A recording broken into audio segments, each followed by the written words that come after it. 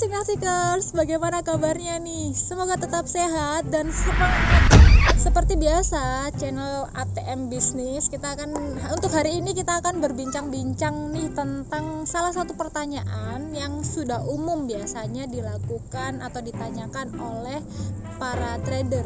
Bahkan hal ini bukan hanya ditanyakan oleh trader pemula ya. Biasanya yang suka tanya-tanya itu trader pemula kan ya. Tapi bahkan trader yang sudah lama pun atau mungkin sekelas profesional trader pun kadang-kadang masih punya pertanyaan,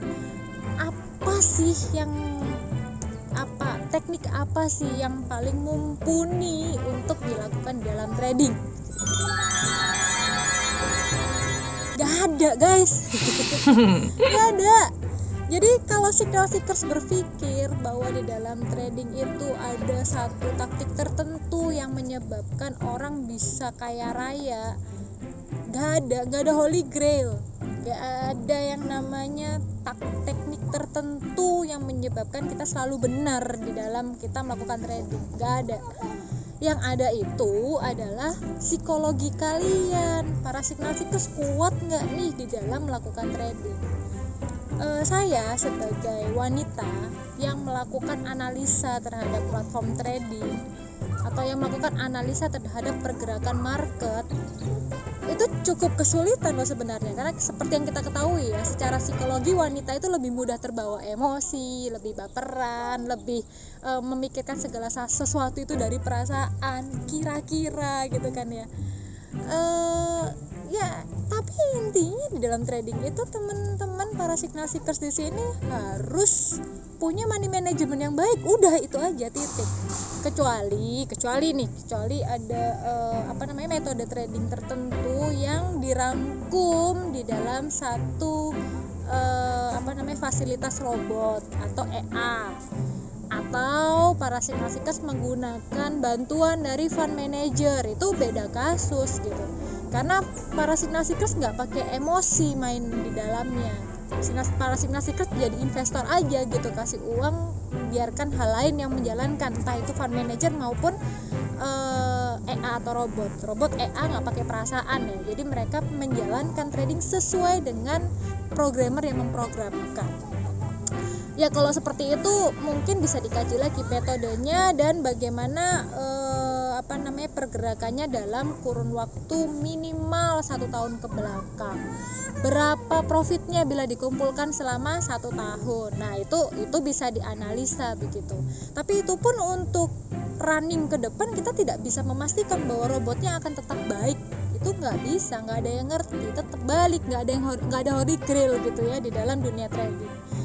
Jadi kalau ditanya metode apa yang paling sempurna, nggak ada.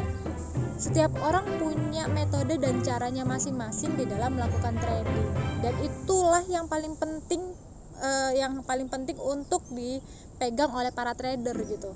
Bahwa saat saya nyaman dengan suatu teknik trader, saya bisa profit konsisten di situ, ya udah lakuin, nggak perlu nyoba hal-hal baru gitu.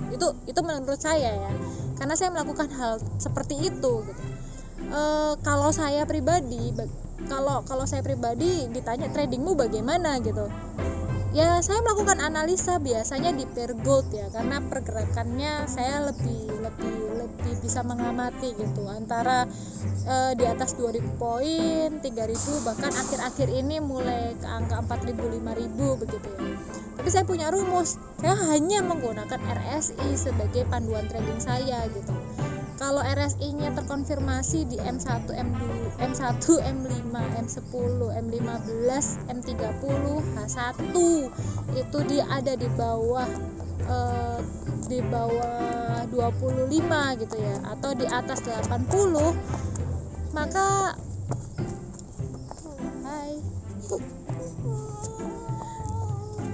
intermezzo, ada anak kecil lewat. Jadi balik lagi, kalau RSI-nya tadi di time frame mulai 1 sampai H1 itu terkonfirmasi dia di bawah 25, maka saya akan buy. Udah tutup mata saya bakalan buy. Terus saya pasang sell limit di bawah saya pasang buy limit di bawahnya lagi sekitar 5 sampai 7 poin. Di bawahnya lagi 5-7 poin saya pasang lagi sell limit. Udah, nanti take profitnya yang mengikuti. Jadi take profitnya di bawah harga buy awal saya. Itu cara saya. Kalau saya mau konsisten, ya kemudian saya pasang stop loss di titik tertentu ya, di mana saya masih bisa menahan kerugian gitu. Kalau saya mau konsisten ya itu akan saya jalani terus. Tapi kadang-kadang nih yang jadi masalah nih di tengah jalan ya. Beli emas yang paling gampang kemarin nih di harga 1.800, orang banyak bilang nanti di 1.800 nggak bakalan turun lagi karena kalau emas di 1.800 udah murah banget gitu, dia harus balik ke 2000-an. Serah. Misalnya nih di angka 1.800 saya beli, teorinya kalau turun ke 17.95 saya akan buy lagi gitu kan, dengan TP di angka 17.99 atau di 17.99 atau di angka 18.00 misalnya, teorinya seperti itu. Ternyata dari 1.800 dia turun ke 17.98 aja, itu saya udah kayak beli nggak ya, ini kok penurunannya cepet, jangan ntar ada koreksi grafik bla bla bla bla bla. Saya beli lagi, baru selisih $20, misalnya saya beli 0,1 lot ya, baru selisih $20 saya buy, ternyata dia anjlok. Tambah ambles turun ke 1.700 misalnya, nggak mungkin sih kejauhan, 1.790 misalnya atau 1.780, itu udah waduh mati nih gua, tambah turun. Oke, di situ masih bisa nahan, masih floating $200-300, turun, coba buy lagi turun lagi, ternyata turun 2-3 poin, jangan-jangan ini sudah detik terakhir gitu kan, belum terkonfirmasi selisih 5-7 poin seperti yang sudah saya rumuskan tadi, buy lagi, ternyata malah turun lagi. Ya itu yang jadi masalah itu, bahwa saat kita melakukan trading secara manual itu kita nggak konsisten, psikologi kita yang kena.